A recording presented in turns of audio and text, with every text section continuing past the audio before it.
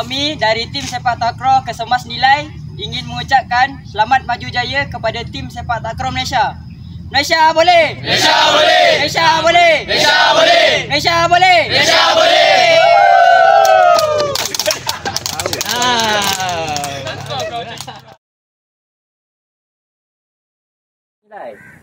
Ingin dia cakap seorang lah, bukan ucap sama raya. Ingin mengucapkan selamat maju jaya kepada pasukan sepak takraw Malaysia. Kata relax, Malaysia boleh. Lepas tu baru yang lain sebut 3 kali sama-sama. Kalau nak angkat tangan lah. Kan? Malaysia boleh. Kan? Jangan angkat tangan, tak angkat.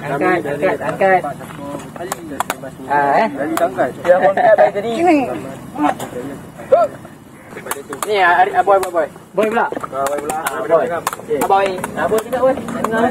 Kami mengucapkan kami dari tim sepak takraw Kesemas Nilai ingin mengucapkan selamat maju jaya kepada tim sepak takraw Malaysia.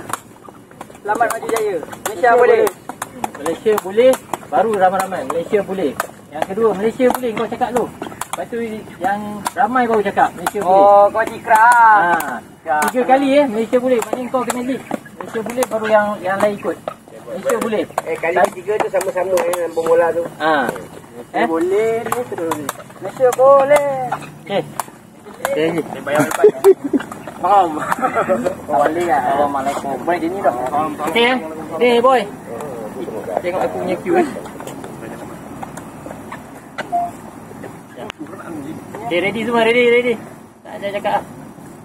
Okay, 1, 2, 3. Kami dari tim sepak takraw Kesemas Nilai ingin mengucapkan selamat maju jaya kepada tim sepak takraw Malaysia. Malaysia boleh! Malaysia boleh! Malaysia boleh! Malaysia boleh! Malaysia boleh! Malaysia boleh!